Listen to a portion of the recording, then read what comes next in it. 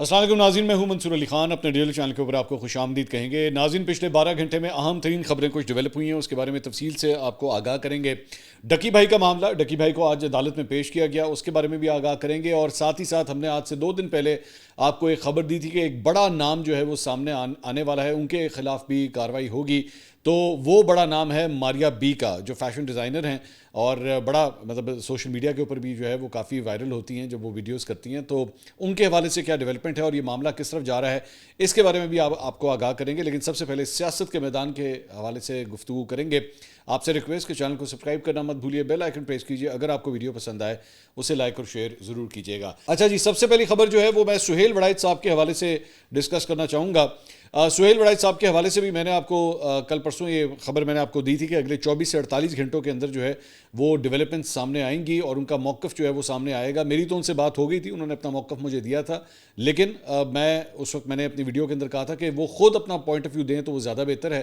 تو ان کا point of view سامنے آ چکا ہے. دوسری بات یہ کہ اس سے پہلے وہ پاکستان سے باہر تھے.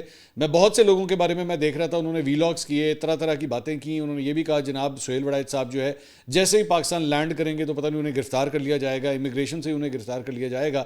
تو اطلاع آپ کے لیے یہ ہے کہ سہیل وڑائچ صاحب جو ہے آلریڈی پاکستان پہنچ چکے ہیں اور وہ پاکستان کے اندر ہی واپس موجود ہیں. کئی لوگوں نے یہاں تک بھی کہا کہ جناب سہیل وڑائچ صاحب پاکستان واپس ہی نہیں آئیں گے، آپ دیکھ لیجیے گا، وہ ادھر ہی رہیں گے، وہیں پہ مستقل اب قیام پذیر رہیں گے.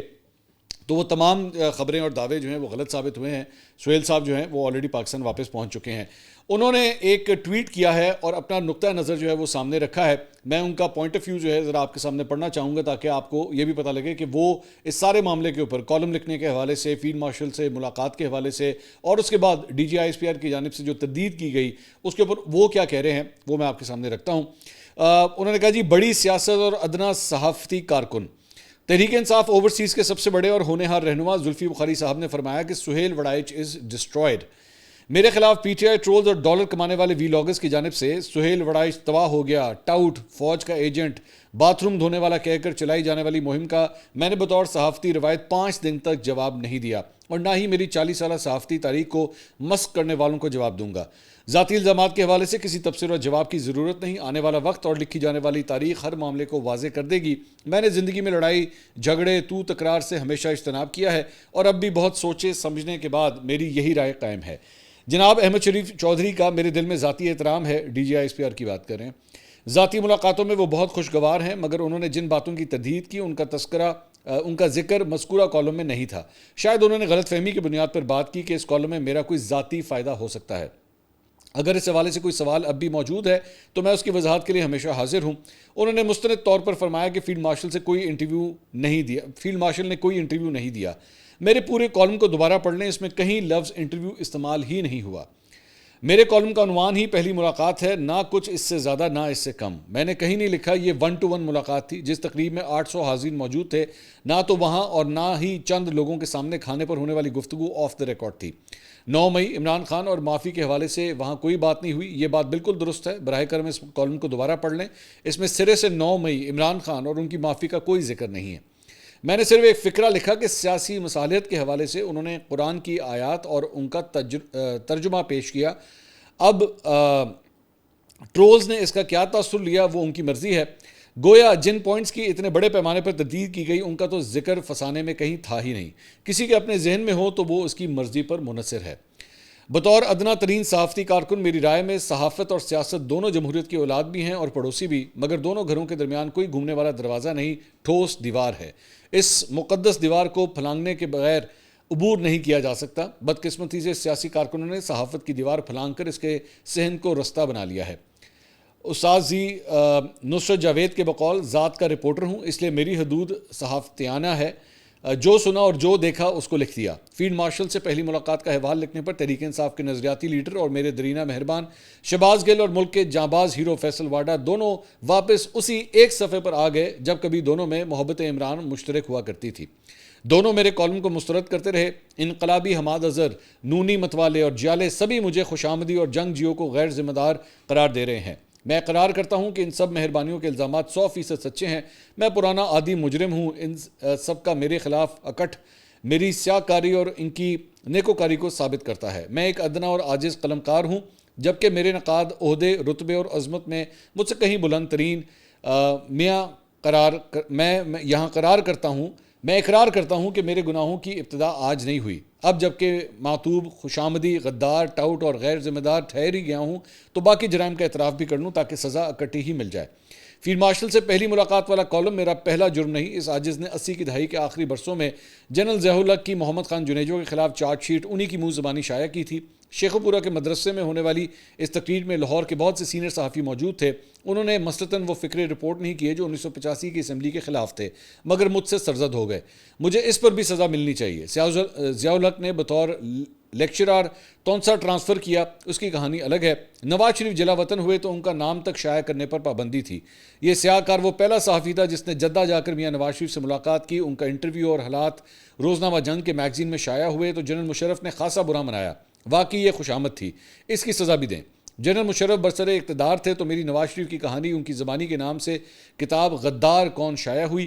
جنرل مشرف نے اس کے خلاف ڈیلی ٹائم میں انٹرویو دیا، مگر جب جنرل مشرف اقتدار سے رخصت ہوئے تو لندن جا کر ان کا پہلا انٹرویو اسی خادم نے کیا.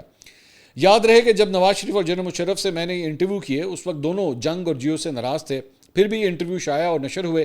جنرل باجوہ ملاقاتوں کے بہت شوقین تھے. صحافی تو انہیں کئی ملے ہوں گے، مگر باجوہ ڈاکٹرائن لکھنے کا پہلا گناہ مجھی سے سرزد ہوا. پہلے روز جنرل باجوہ اس تحریر سے خوش ہوئے، مگر ایک ہفتے بعد اس قدر ناراض ہوئے کہ وہ دن اور آج کے دن کبھی ملاقات تک نہیں ہوئی. نواز شریف کے دور نصف النہار پر پارٹی از اوور لکھا تو نون ناراض ہو گئی اور جھوٹا قرار دیا. عمران خان کی حکومت کے بارے میں لکھا یہ کمپنی نہیں چلے گی تو انصافی ناراض ہو گئے. واقعی اس عاجز کے گناہ بے شمار ہیں. ڈاکٹر قدیر خان کا فٹ پاتھ پر بیٹھ کر آخری انٹرویو بھی میں نے کیا تھا، اس کی سزا بھی آج واجب ہے. باقی رہی برسلز کی ملاقات، اس حوالے سے قرآنی آیات، معافی، فرشتے اور شیطان کی گفتگو یہ فیلڈ مارشل کی تقریر کا ایک ٹکڑا تھا. اس کی جو مرضی تعویل گھڑ لیں یہ آپ کی مرضی ہے. میری ذاتی خواہش مصالحت اور ملکی استحکام کی ہے. حالانکہ مجھے 2.5 سال سے جو بھی معلومات حاصل ہیں اس کے مطابق مفاہمت، معافی اور کسی معاہدے کے دور دور تک گنجائش نہیں. لیکن کیا کوئی گناہ کار اپنی خواہش کا اظہار بھی نہ کرے؟ اس لیے منفی سوچ اور منفی ہتھ کنڈوں سے کچھ مثبت برآمد نہیں ہو سکتا. فرض کریں اگر کسی کو میری بات سے اختلاف ہے تو کیا مجھے کہنے کا اختیار بھی نہیں؟ کیا یہ فیشسٹ رویہ نہیں کہ دوسروں کو الزامات اور دھمکیوں سے دبایا جائے؟ دراصل وارڈا، حماد اظہر اور چند یوٹیوبر کسی سیاسی یا صحافتی نرسری سے نہ پلے ہیں اور نہ ہی سیاسی اور صحافتی اصولوں کے قائل ہیں. یہ سب ماضی کے عسکری فیض اسکول کے طالب علم رہے ہیں اور شاید وہی دور واپس لانا چاہتے ہیں. میرے کالم پر ناک بھوں چڑھانے والے اپنا مقصد اور مفاد حاصل کرنے کے لیے منمانی تعویلیں اور مصنوعی تشریح کرتے رہیں. جو وقت آگے بڑھے گا ہر ایک کی اصلیت کھلتی جائے گی. تاریخ ہی وہ واحد ذریعہ ہے جو جھوٹے دعووں، جعلی سچائیوں اور نام نہاد الزامات کو عریاں کرتی ہے. تاریخ کا فیصلہ صحافت ہی کے حق میں ہوگا. تو یہ جناب سہیل وڑائچ صاحب کا یہ پوائنٹ آف ویو ہے جو میں نے آپ کے سامنے رکھ دیا ہے. یہ بیسکلی یہ ساری وہی گفتگو ہے جو تقریباً جو میری ان سے فون کے اوپر بھی ہوئی تھی. لیکن ایز آئی سیڈ ارلیئر کہ بہتر یہ ہے کہ وہ خود اپنا پوائنٹ آف ویو دیں تاکہ بات جو ہے وہ کلیئر کٹ رہے کہ کہیں ایک لفظ جو ہے وہ ادھر سے ادھر نہ آ جائے. تو یہ انہوں نے لبے لباب ساری بات کہی ہے کہ انہوں نے کہا کہ جناب میں نے انٹرویو کا تو لفظ اس میں لکھا ہی نہیں، میں نے تو پہلی ملاقات کی بات کی. تو حقیقت ہے کہ یہ واقعی ان کے ساتھ پہلی ملاقات تھی. اور جہاں تک کوٹیشنز کی بات ہے، بات چیت کی بات ہے، اس کے اندر بھی انہوں نے کہا کہ عمران خان کا ذکر نہیں تھا، تحریک انصاف کا ذکر نہیں تھا، کہیں پہ یہ نہیں لکھا تھا. ظاہری بات ہے ہر ایک نے اس کو ڈی کوڈ کیا، ہم نے بھی کیا، صرف باقی لوگوں نے نہیں کیا، میں نے بھی یہی کیا. کیونکہ جب بات معافی کے حوالے سے آتی ہے تو معافی تو ایک ہی شخص کے بارے میں ڈسکس ہوتی ہے، ایک ہی پارٹی کے بارے میں ڈسکس ہوتی ہے. اور اس سے پہلے D G I S P R کی اپنی پریس کانفرنس میں بھی یہ بات کی گئی تھی کہ خلوص دل کے ساتھ جو ہے وہ معافی مانگنی چاہیے.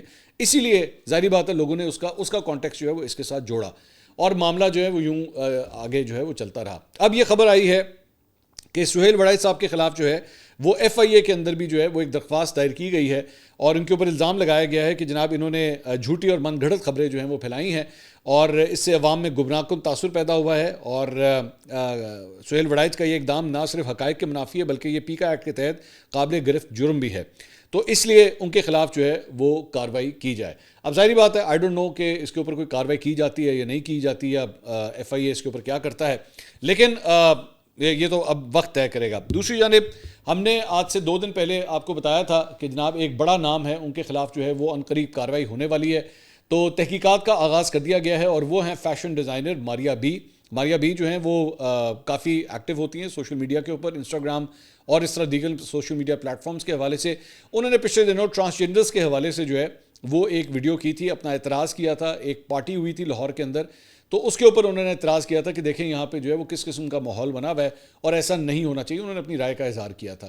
تو اس کے اوپر جو ہے وہ national cyber crime investigation agency نے یہ نوٹس جو ہے جو آپ اسکرین پہ دیکھ رہے ہیں یہ ان کو بھیج دیا ہے, اور اس کے اندر جو ہے وہ کہا گیا ہے کہ 26 اگست کو جو ہے یعنی کہ اگلے ہفتے آج سے 3 دن کے بعد وہ national cyber crime investigation agency جو ہے ان کے وہاں پہ پیش ہوں. ہمارے پاس یہ اطلاعات سورسز کے ذریعے آ گئی تھی کہ ان کے اگینسٹ جو ہے یہ سارا کچھ جو ہے وہ کیا جا رہا ہے, لیکن ظاہری بات ہے جب تک ٹھوس ثبوت سامنے نہ ہوں کہ واقعی اب کارروائی کا آغاز کر دیا گیا ہے تو اس سلسلے میں ابھی کویسچننگ کے لیے جو ہے ان کو بلایا گیا ہے. ضروری نہیں ہے, ذہن میں رکھیے گا کہ اس کا مطلب ہے کہ ماریا بی جو ہیں وہ اس سارے معاملے میں گلٹی ہیں. ابھی ایک کویسچننگ کا پروسیس ہے, وہ آئیں گی اپنا پوائنٹ آف ویو دیں گی, دیکھتے ہیں کہ وہ national cyber crime investigation agency کو سیٹسفائی کر پاتی ہیں یا نہیں کر پاتی, لیکن یہ سلسلہ جو ہے وہ اب شروع ہو گیا ہے. بائی دا وے میں یہاں پہ یہ بھی کہنا چاہوں گا کہ ماریا بھی اگر اپنا پوائنٹ آف ویو دینا چاہیں, اپنا سائڈ آف دا اسٹوری دینا چاہیں تو ہمارا پلیٹ فارم بھی حاضر ہے. ہم ان کو بھی جو ہے ان کا انٹرویو کرنا چاہیں گے, اور وہ اگر اپنا پوائنٹ آف ویو دینا چاہیں تو وہ ہم سے رابطہ کر سکتی ہیں, یا ہماری ٹیم بھی ان سے رابطہ کر لے گی اگر وہ آ کے انٹرویو دینا چاہیں تو. ایک بات. دوسری بات یہ, جہاں پہ national cyber crime investigation agency کی بات ہو رہی ہے تو ڈکی بھائی کا جو ریمانڈ تھا وہ ریمانڈ 4 دن کا, مزید پہلے 2 دن کا ملا تھا, پھر 4 دن کا ریمانڈ ملا, 6 دن ہو چکے تھے. اب آج ان کو عدالت میں پیش کیا گیا ہے اور عدالت کے اندر مزید ان کا 5 دن کا ریمانڈ جو ہے وہ national cyber crime investigation agency نے حاصل کر لیا ہے. اس سارے معاملے کے اندر ایک امپورٹنٹ بات یہ ہے کہ اس ساری چیز کے دوران جو ہے وہ جو ہمیں خبر ملی ہے یہ سامنے سیجر میمو جو ہے وہ سامنے آیا ہے, اور اس میں بتایا گیا ہے کہ جی ان کی کرپٹو کرنسی جو ہے وہ تقریباً جس کی مالیت کوئی 3,26,420 امریکی ڈالر بنتے ہیں, جو پاکستانی روپیز میں اپروکسیمیٹلی کوئی 9 کروڑ 20 لاکھ روپے بنتا ہے, اس کو فی الحال فریز کر دیا گیا ہے اور اس کو جو ہے وہ سیز کر دیا گیا ہے ایف آئی اے کی جانب سے, یعنی کہ national cyber crime investigation agency کی جانب سے.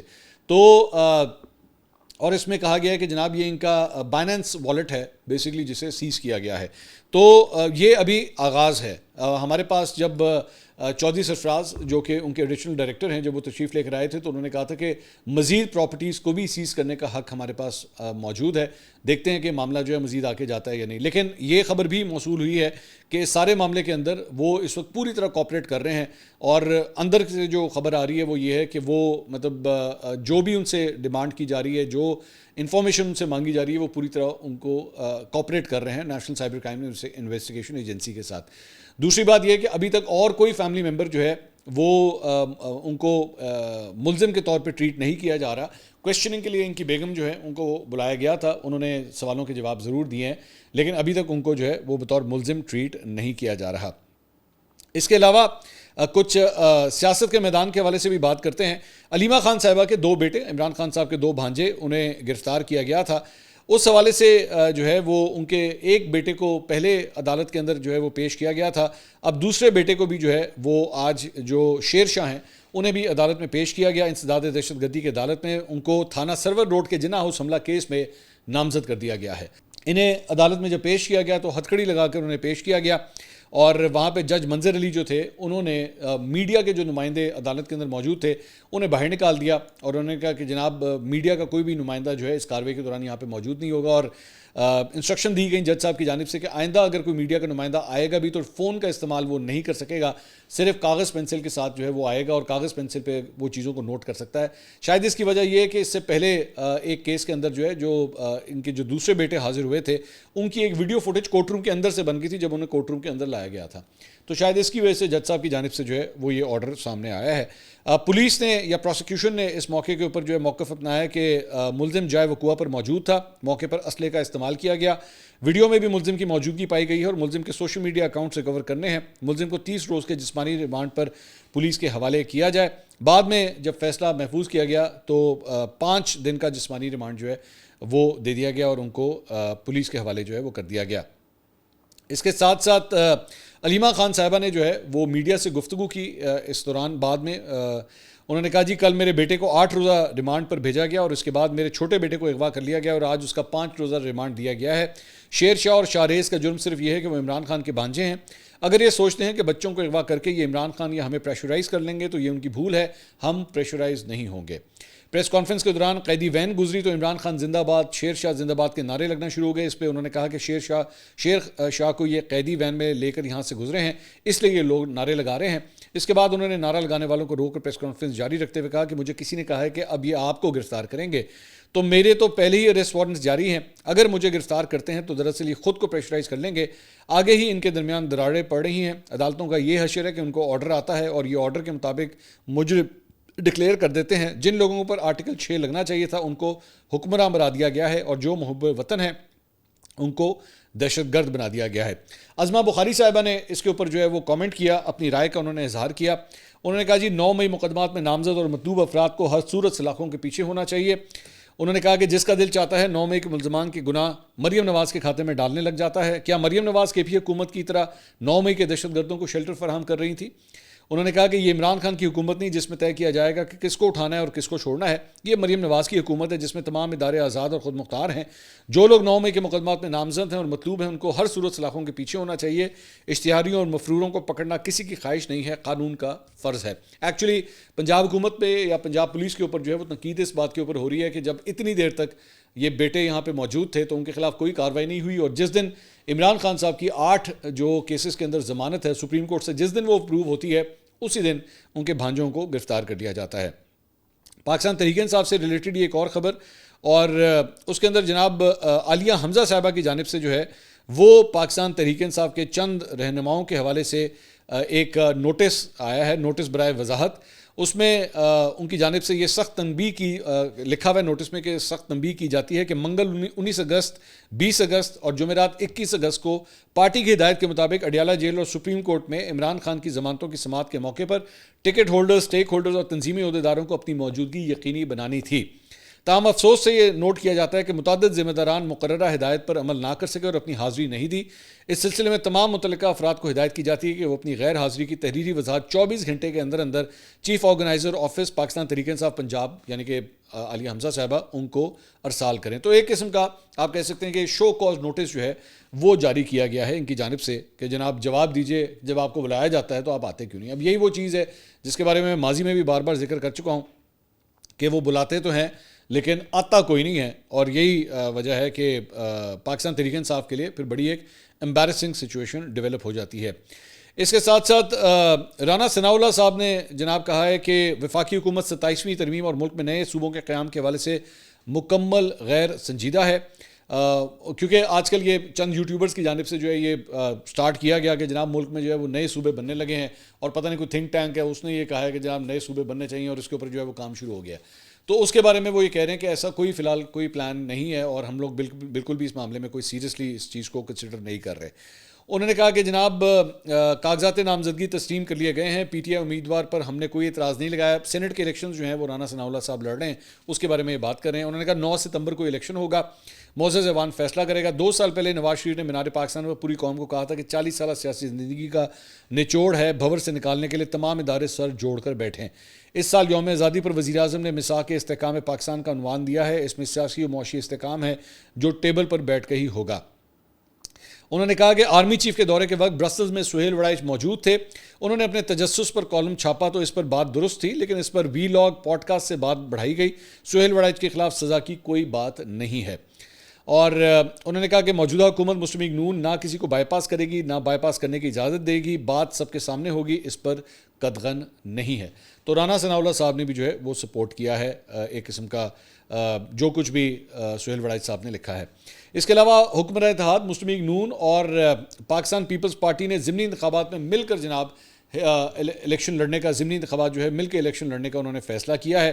اور اس کے اندر یہ فیصلہ کیا گیا ہے کہ جو بھی رنر اپ ہوگا ان ضمنی انتخابات میں، چاہے وہ نون لیگ کا ہو یا پیپلز پارٹی کا ہو، اسے سپورٹ کیا جائے گا اور دونوں جماعتیں اسی ایک کینڈیڈیٹ کو سپورٹ کریں گی.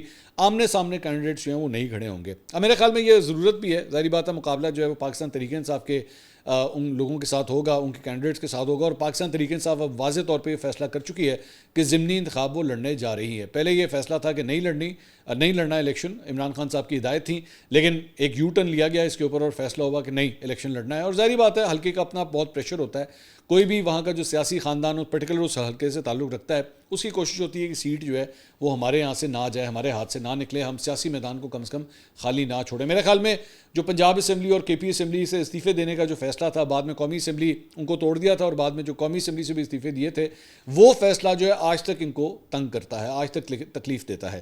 ایون دو بہت سے لوگوں نے اس وقت جو ہے وہ تجویز دی تھی پاکستان تحریک انصاف کو کہ آپ یہ مت کریں, لیکن عمران خان صاحب بڑے غصے میں تھے. ابھی بھی یہ فیصلہ غصے میں کرنے لگے تھے میرے خیال میں, یہ ضمنی انتخابات کا, لیکن پھر ان کو میرے خیال میں کسی نے اوور رائڈ کیا ہے, اوور رول کیا ہے کہ نہیں جناب یہ فیصلہ غلط ہے, تو اس لیے وہ الیکشن لڑ رہے ہیں, جس کی وجہ سے اب کانسیکوینٹلی مسلم لیگ نون اور پیپلز پارٹی کو بھی ہاتھ ملانا پڑ رہا ہے, کیونکہ اس سے پہلے جو ضمنی انتخاب ہوا تھا اس کے اندر اس طرح کا گٹھ جوڑ نہیں ہوا تھا, لیکن اب جو ہے وہ مل کے یہ الیکشن لڑنے جا رہے ہیں. اس کے علاوہ جناب آپ کو بتانا چاہیں گے کہ ہمارا ایک خصوصی پوڈ کاسٹ جو ہے وہ اتوار کی دوپہر 12 بجے ریلیز کیا جا رہا ہے, اور پاک ویلز کے جو کو فاؤنڈر ہیں سنیل منج, ان کے ساتھ بڑی ایک انٹرسٹنگ گفتگو جو ہے وہ ہوئی ہے. بڑا تفصیلی پوڈ کاسٹ ہے, اس کے اندر الیکٹرک گاڑیوں کے حوالے سے, ہائبرڈ گاڑیوں کے حوالے سے, کیا یہ لوگوں کو لینی چاہیے یا نہیں لینی چاہیے, کیا یہ کسی کام کی بھی ہیں یا نہیں ہے. میرا کیس ان کے اگینسٹ ہے, یہ میں آپ کو پہلے بتا دوں, الیکٹرک گاڑیوں اور ہائبرڈ گاڑیوں کے اگینسٹ ہے, اور سنیل منج صاحب کے ساتھ جو ہے بڑی اس پہ تفصیل سے گفتگو ہوئی ہے. I am pretty sure you like the discussion, تو یہ پوڈ کاسٹ دیکھنا مت بھولیے گا. اگلی ویڈیو میں آپ سے دوبارہ ملاقات ہوگی. اللہ حافظ.